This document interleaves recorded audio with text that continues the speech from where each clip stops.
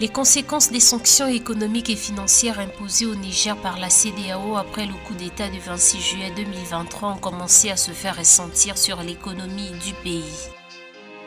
10 milliards de francs CFA, c'est la somme que la Banque de développement des États de l'Afrique centrale, BDAC, se prépare à lever sur le marché financier de la CEMAC. Les fonds collectés serviront à financer les projets inscrits dans son plan quinquennal des secteurs privés et publics de la sous-région. Le Conseil national de transition a adopté le 8 août 2023 une nouvelle loi minière en vue d'accroître la contribution du secteur à l'économie en doublant notamment son apport au PIB. Le nouveau texte de loi devra permettre à l'État malien de générer des revenus annuels supplémentaires de 500 milliards de francs CFA.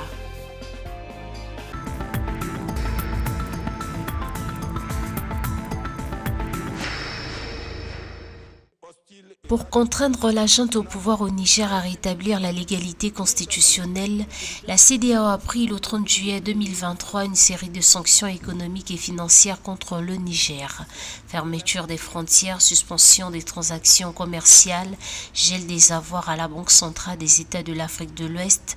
Ces sanctions pèsent déjà sur les populations nigériennes. Ainsi, la rareté prévisible des denrées alimentaires bloquées aux frontières de certains pays voisins a entraîné une inflation de 25%. Il convient de rappeler que jusqu'à récemment, l'économie nigérienne était sur une bonne dynamique et les perspectives économiques pour l'année 2023 et 2024 sont très favorables avec des taux de croissance qui atteindraient respectivement 7% et 11%. Tous les secteurs d'activité devraient connaître également un taux de croissance d'au moins 5%. Et la consommation ainsi que l'accélération des investissements et des exportations de pétrole devant être rendues possibles par le nouvel oléoduc contribuerait à l'accélération de la croissance du PIB national. Simplement, avec l'interruption de l'ordre constitutionnel intervenu dans le pays le 26 juillet dernier et qui conduit les différents partenaires du Niger à lui infliger des sanctions très sévères, la réalisation de ces performances économiques précédemment évoquées semble compromise. Les sanctions économiques et financières imposées au Niger par la CEDEAO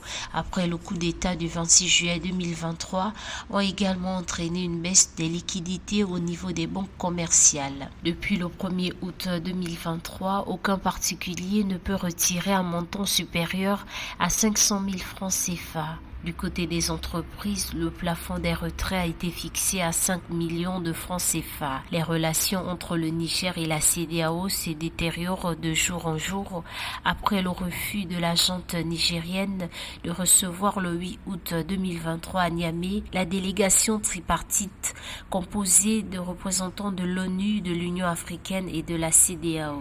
Mais pas que, puisque la population, qui semble déjà meurtrie par diverses crises, sécurité alimentaire, insécurité, par ailleurs, risque aussi d'en faire les frais et sa vulnérabilité s'accroître avec la fermeture des frontières qui occasionne au passage la hausse des prix des biens de première nécessité. Donc toute la question est de savoir de quelle marge de manœuvre disposent actuellement les nouvelles autorités pour éviter que le pays ne sombre davantage et aussi atténuer les souffrances de la population. Le Nigeria, qui fournit plus de 50% de l'électricité consommée au Niger, a cessé d'alimenter son voisin depuis le 1er août 2023, menaçant de plonger une partie du pays dans le noir.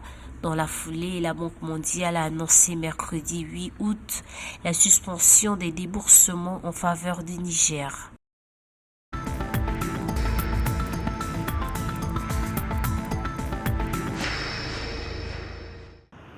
La Banque de développement des États de l'Afrique centrale, BDAC, se prépare à lever 100 milliards de francs CFA sur le marché financier de la CEMAC. Une fois mobilisés, ces fonds devraient permettre à financer les projets des secteurs privés et publics de la sous-région. Son plan stratégique quinquennal prévoit, entre autres, l'amélioration des réseaux de production, de distribution et d'exportation d'énergie entre les États membres. Avec cette levée de capitaux, la BDAC prévoit de mettre à disposition du secteur financier des lignes de crédit de 130 milliards de francs CFA pour renforcer l'aide à l'entrepreneuriat et aux initiatives privées. Rappelons que la BDAC a investi 367,3 milliards de francs CFA dans 27 projets en 2022.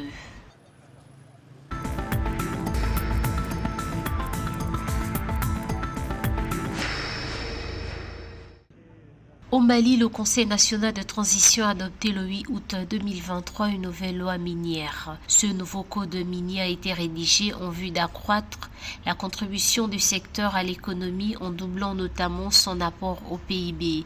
Ce nouveau texte de loi devra permettre à l'État malien de générer des revenus annuels supplémentaires de 500 milliards de francs CFA, informe la presse locale. Parmi les nouvelles dispositions, l'État pourra désormais détenir jusqu'à 30% d'intérêt dans les projets miniers contre un maximum de 20% dans le code de 2019. La nouvelle loi maintient la participation gratuite du gouvernement à 10%, mais permet en effet à l'exécutif d'acquérir 20% d'intérêts supplémentaires dans les 2 ans suivant l'entrée en production commerciale des mines.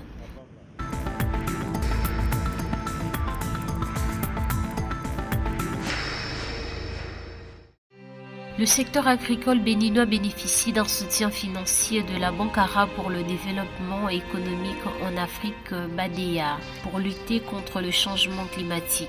La BADEA a investi un montant de 100 millions de dollars dans le projet d'aménagement et d'équipement hydro-agricole de 15 000 hectares de terre.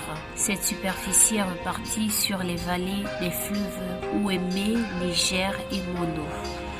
L'ambition du gouvernement béninois est de faire de l'agriculture un secteur dynamique à l'horizon 2025. Ce secteur devra être compétitif, attractif, résilient au changement climatique.